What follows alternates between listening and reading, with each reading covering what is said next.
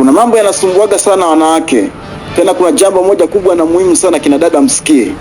Unakuta una mume anaishi na wewe na watoto wawili ndani ya nyumba, lakini pia akakufungulia na kaduka hapo, unauza mahindi, mchele, maharage na nini, unaendesha maisha yanaenda. Baba anakwenda kwenye shughuli zake, akakununulia simu ya gharama, upo tu unaishi kupitia mgongo wake, alafu unataka kumpeleleza kwenye simu yake.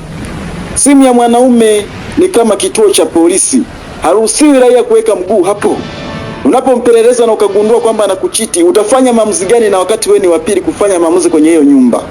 Mamlaka ya himaya zinarudi kwenye mamlaka husika. Kwa hiyo utakapomaliza kuachana naye, vipi kuhusu wale watoto wako ambao umezaa naye mwanzoni? Kwa hiyo unapotaka kuanza kuingia kwenye hiyo kitu inaitwa ndoa, na ndio maana hiyo chuo huwa ni ngumu sana. Unapewa kwanza cheti chake, ndio unaanza kutumikia hiyo elimu.